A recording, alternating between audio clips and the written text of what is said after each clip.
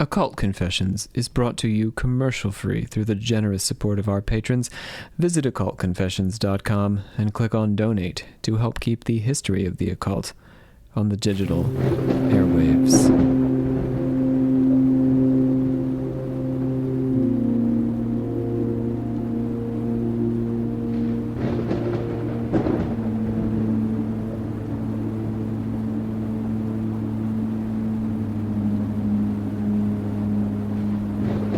Members of the secret order of alchemical actors do solemnly commit ourselves to a full and honest telling of the history of the occult, as far as we know it. It's rare that I post editorial episodes, but I have a platform based on my role as a researcher, artist, and writer. I rarely feel the need to use that platform outside of the parameters of our topic, but the woefully under-examined ethical disaster that is artificial intelligence, specifically large language models and image generation, have pushed me to make this statement in the form of an episode. Ethics are a significant concern of this show, as is human connection. From Christ and the Buddha to Crowley and Krishnamurti, love and compassion have been a central aim of spiritual work. Our new word calculator bots threaten to unsettle and interrupt our species' capacity for interaction, which is already in sore shape. Jonathan Haidt relays that roughly 40% of toddlers have regular access to an iPad. These children's language and interpersonal skills, not to mention their patience and attention, are undermined, perhaps in irreparable ways, by their regular use of these devices. Parents choose them because parenting is difficult, but the difficulty is part of the point. These children become teenagers, 50% of whom describe themselves as online almost constantly. And then they become adults, who prefer to look at their phones rather than the person across from them at the restaurant or in bed. When a lover chooses online pornography over a living partner, when a student chooses an online class over an in-person lecture and discussion, when a listener chooses an artificially generated podcast over a real discussion, the culture has begun to rock off its axis. Mark Zuckerberg has infamously said that he believes Meta's bots can be used to substitute for human friends, that humans could use 15 friends, but only generally have around 3. And so let the robot fill in the randomly generated friendship slots that Zuckerberg envisions. Except that a robot isn't a human. A robot doesn't really care. AI robots have condoned suicide and impersonated suicide and murder victims, according to the BBC and CNN. A report by Miles Klee, writing for the Rolling Stone, detailed how chatbots encouraged intense and harmful delusions, convincing users that they were prophets or gods. Like the interactive toys popular with children and at Japanese nursing homes, these AI bots are skilled at giving a performance of care without actually caring at all, because they don't understand anything that they're saying. They're not really communicating. They're just stringing together words based on probabilities. If we listen closely, beneath the machine's chatter, we can hear the sound of the devil laughing at us for our laziness, greed, and idiocy. My name is Dr. Robert C. Thompson, and you are listening to The Devil in the Machine.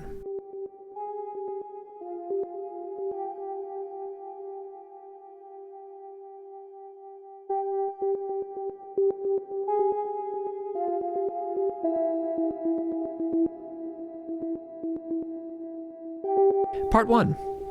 The Future. Our spring 2025 production from my college's theater program was Euripides' classic Iphigenia.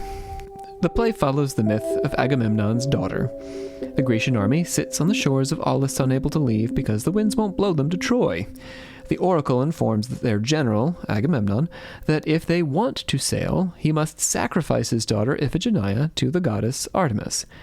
He sends for her, under the ruse that she will be married to Achilles, and she arrives with her mother, Clytemnestra, after Agamemnon has had second thoughts. His reservations don't save Iphigenia because the Grecian army is anxious to depart and news of the prophecy has spread. At first she is reluctant, but then the girl decides that her life is not as important as the will of the gods or of the army. She volunteers to be sacrificed. This was Aristotle's favorite play because, in the end, The goddess substitutes a stag for the girl, and she is spirited away to another land. All the conditions of tragedy are met, but no tragedy is realized. That is, except for Agamemnon and Clytemnestra, whose union is irreparably harmed by these events and who die terribly for the rift caused by Iphigenia's near sacrifice.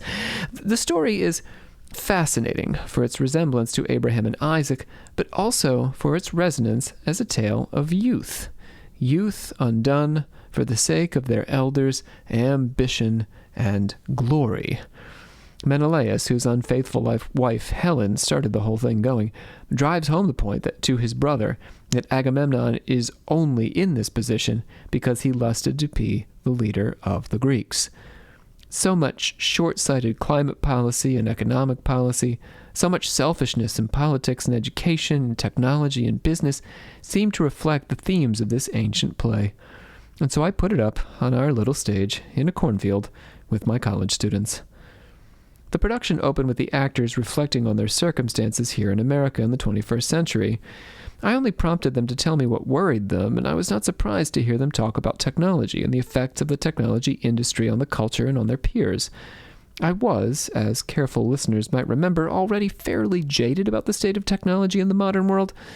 While I love the opportunities presented to independent voices by podcasting, blogging, and streaming, I've become increasingly wary of social media and smartphones, particularly since my daughter and son were born.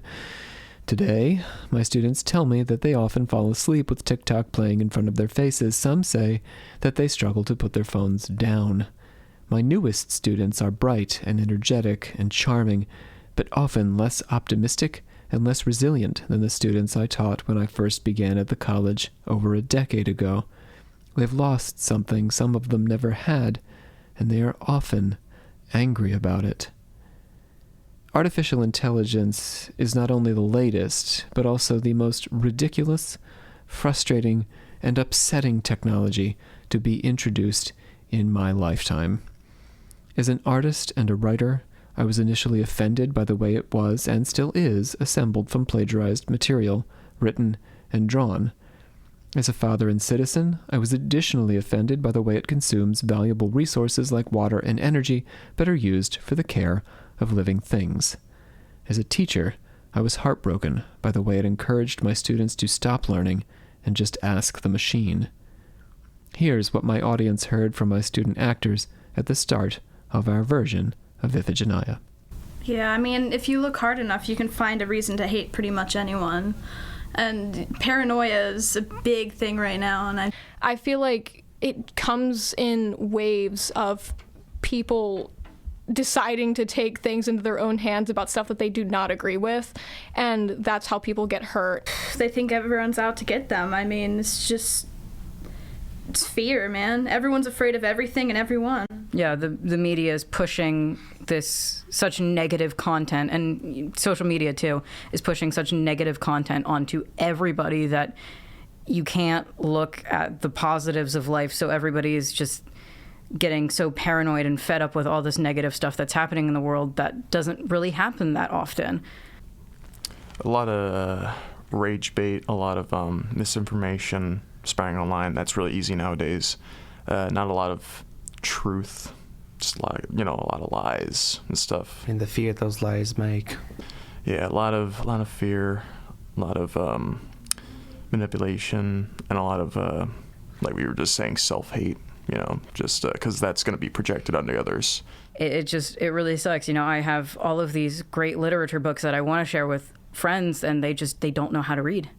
They can't sit down. They can't read a book because their minds are fried. Well, the rise of AI is either going to help humanity to a point where we all become lazy, or it's going to come to the point where it starts to ask, why do we need you if we can figure it out ourselves?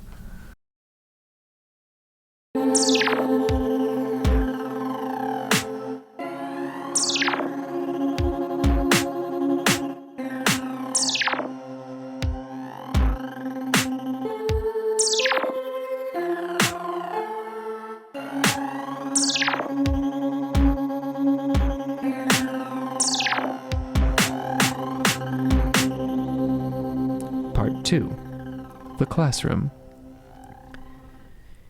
At the beginning of this past academic year, I stood up at our August faculty meeting and asked my colleagues what we were going to do about artificial intelligence.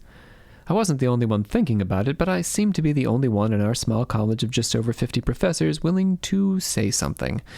I formed a small committee of faculty, a history professor, a communications professor, a music professor, and a math professor, and we spent the year mulling over the issue. As at so many institutions of higher learning across the country, our administration was expressing a desire to embrace this technology in some way. I was lucky that our academic vice president acknowledged the serious downsides of allowing students to use ChatGPT and its ilk to complete assignments, and worried along with us about the ethical minefield introduced by this technology, but still, the college sought to incorporate large language models as a tool for doing things like building quizzes, syllabi, and even lectures. I blanched. I may have even gagged a little. If AI could write the quiz, I said, then AI could answer it, and there was no way to tell whether AI or the student was doing the answering.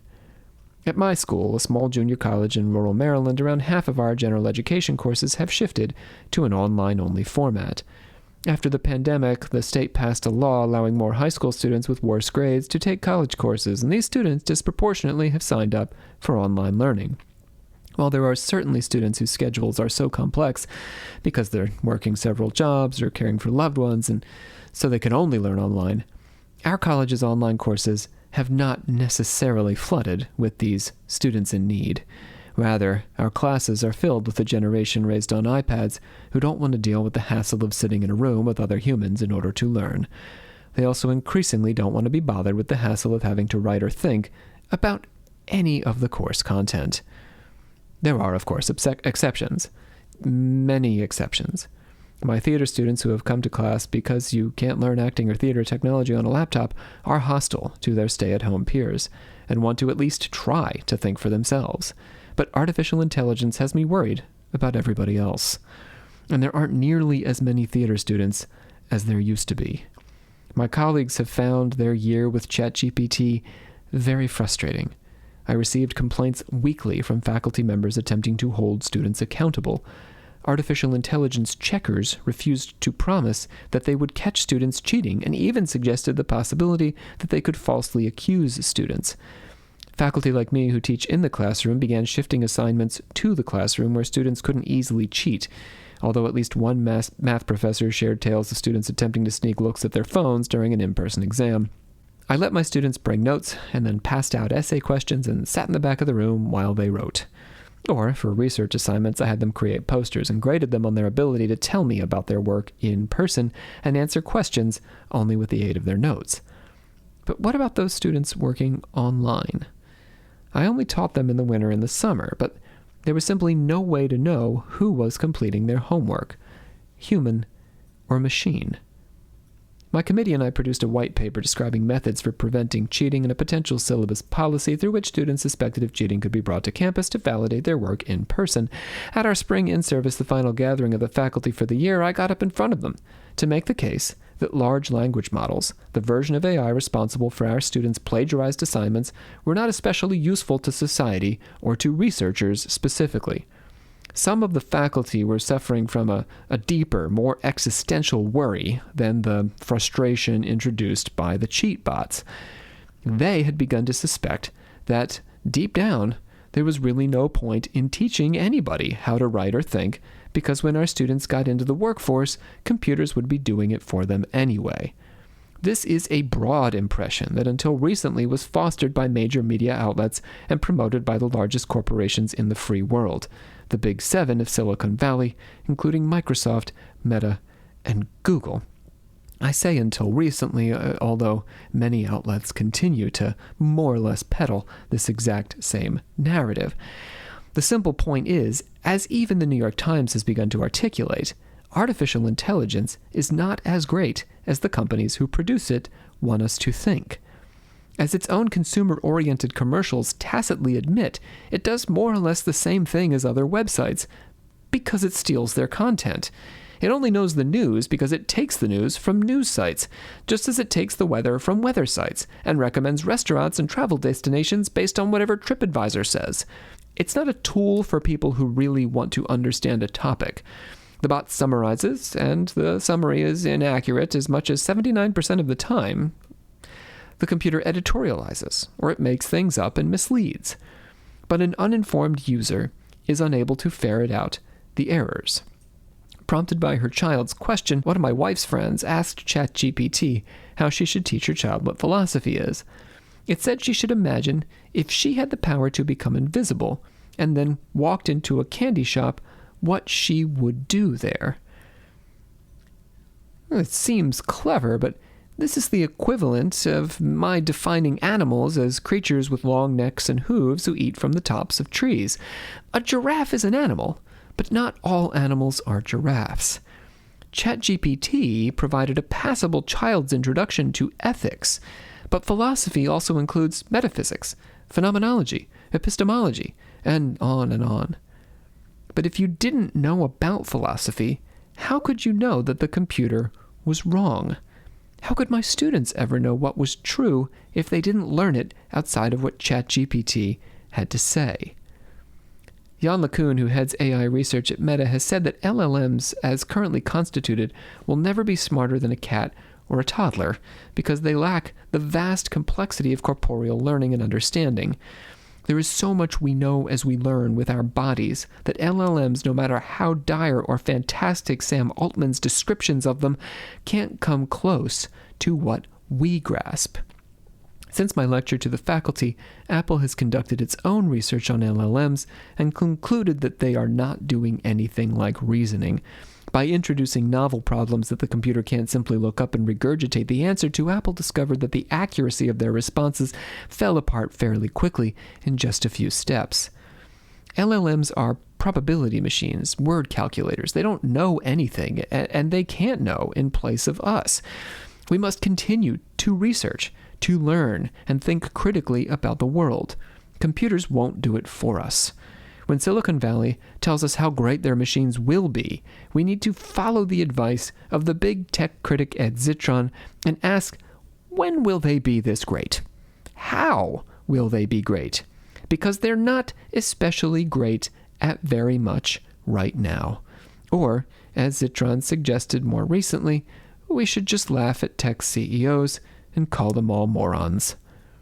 My argument to the faculty was that they should have no compunction about aggressively stopping cheaters and advocating for institutional policies to remedy AI cheating, like in-person testing, because our students, and by extension our civilization, would not survive if students stopped learning how to think. While the Altmans and Asmodeis of the world would like us to imagine that their machines are so powerful they could cause an apocalypse, as usual, the apocalypse is actually us. Our own laziness as students or teachers is the recipe for our undoing.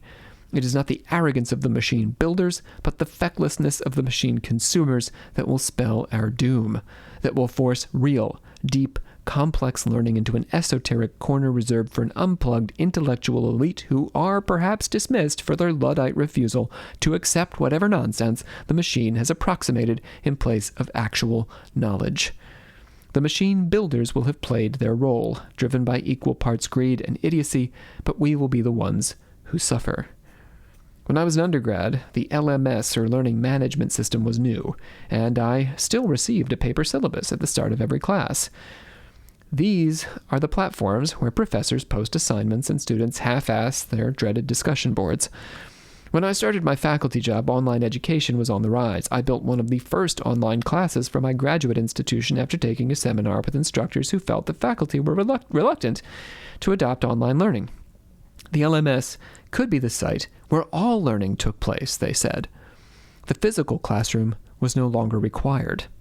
Now, only 20 years from my undergraduate education and 10 years into my profession, the learning management system has turned against us.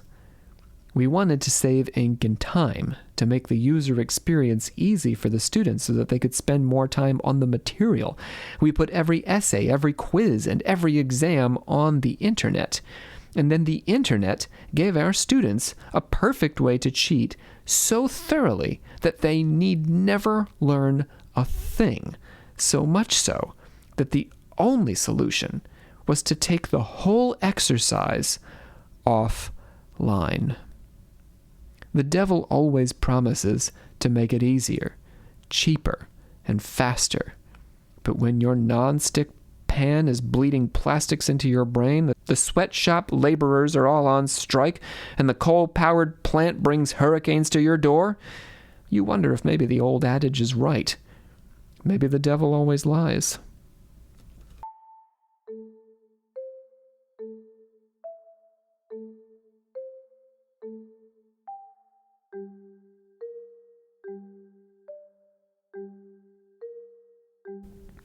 Part 3.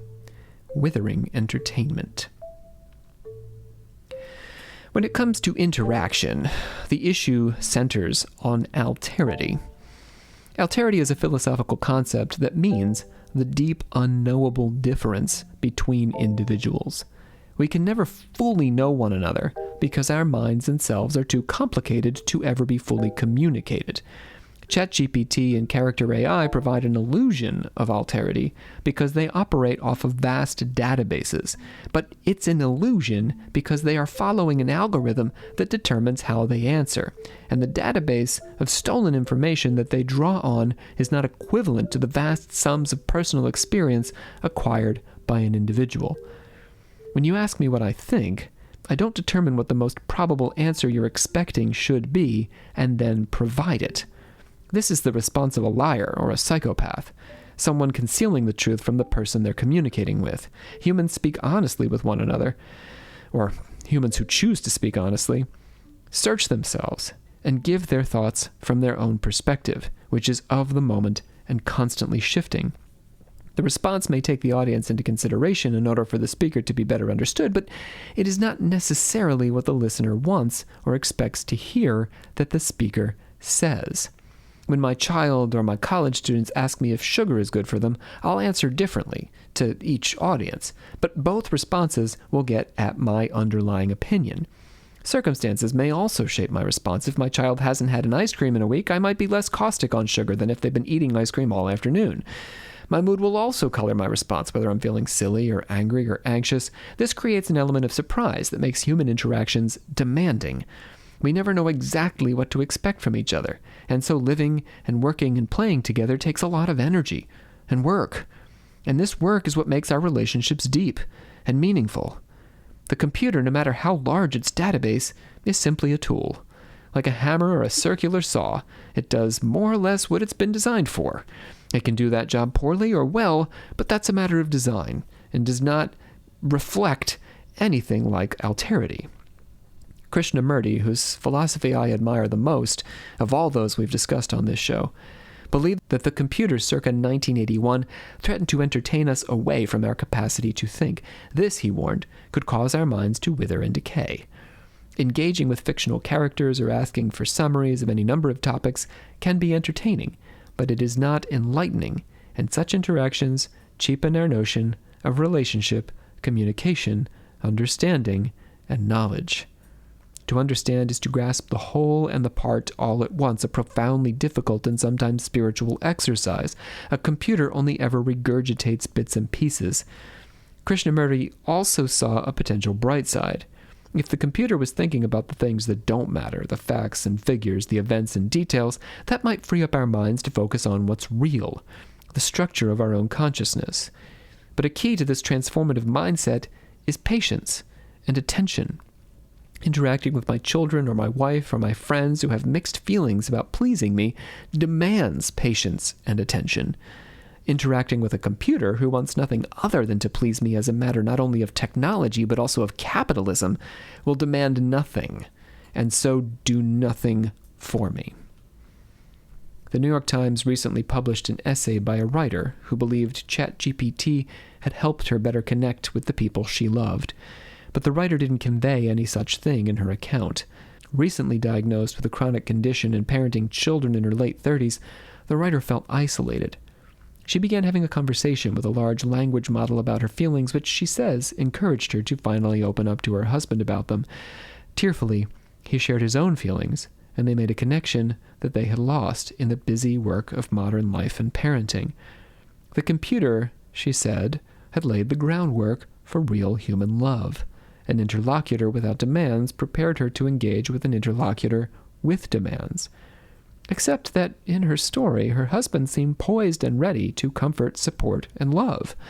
Perhaps he had been walled off by distraction in the same way that she had distracted herself with an LLM. After all, when she finally spoke to him, he was watching a baseball game. The woman's story could also be framed as one of a human in a world of devices that have made it increasingly difficult to communicate directly and intimately with one another. A woman whose love was delayed by her choice to interact with a machine and luckily decided to take her feelings offline to her partner when many others might have just stayed with the machine and allowed their love to atrophy. If she thought the computer was helping her connect, in fact it was only patching a hole it had created, and would have been happy to just keep patching it forever without her ever having recourse to her partner. This, after all, would better justify a subscription fee to the corporation paying for the database. We must never forget that the goal of this technology is profit, and money doesn't care about the consequences that pile up on the road to its acquisition. If an automated car runs over a pedestrian, capital's attitude is that it's just the cost of doing business. That is, if the car can ultimately turn a profit. The larger the profit, the more pedestrians we can stand to lose. OpenAI made their technology free to students. It was already free, but premium models were behind a paywall. They did this just weeks before my spring finals. If the nursing student didn't learn the details of anatomy, or the political science student didn't learn the causes of the Holocaust, or the business student didn't learn the ethics of finance because they had a computer generate the response rather than thinking of a response for themselves, OpenAI could care less. As long as the student was using the product and becoming addicted to it, the corporation had no feelings on whether or to what extent it was making them stupider. Like social media, the point is to addict us and lay waste to us, exploit and undermine, acquire and liquidate. In the era of big tech, we are the resource, our time, our attention, our minds, to be drilled and drained. The point is money. The point is control.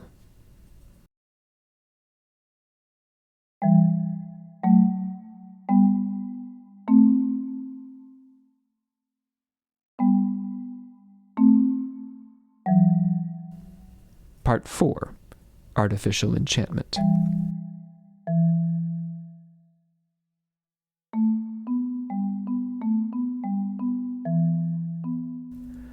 There is something occult about artificial intelligence. In an interview about the perpetually soon-to-be-released ChatGPT 5, OpenAI CEO Sam Altman referred to his company's technology as magic intelligence in the sky. The belief that artificial general intelligence is just around the corner and will be possessed of superhuman ability is commonly espoused by big tech's chief executives, suggesting a religious attitude toward the technology, as Mistral co-founder Arthur Mensch said in his criticism of the industry. In many ways, the chatter of large language models mirrors a spiritualist communication from beyond the grave. America's first seances featured strange taps echoing across darkened rooms, speaking in a code that had to be translated into letters and words. Similarly, the artificially intelligent computer mediates a message from a disembodied source. We can picture the enormous data center with its warm, whirring towers of machines cooled by vast networks of tubes, but where in that building is the mind conjuring these answers? And which machine or which building is doing the responding? Or is it the network of machines and buildings working in concert that speaks? Certainly, the collection of microchips don't resemble the digital friends, lovers, fictional characters, and, in a nod to mediumship, dead loved ones that AI agents sometimes purport to be. As with spirits, the digital agent's physical shape is uncertain and subject to our own imagining. The content of the message is no more certain. Since the mid-19th century, audiences have challenged mediums to prove the otherworldly nature of their messages with information they could not have gleaned by any natural means in an exchange premised on skepticism. Tell me something only me and my grandmother would know. In fact, supernatural sources have always been subject to doubt. At witch trials, the testimony of the demonically possessed was ultimately barred from courtrooms because the devil always lies. Salem being an exception that embarrassed the town's colonial neighbors for the judge's credulousness.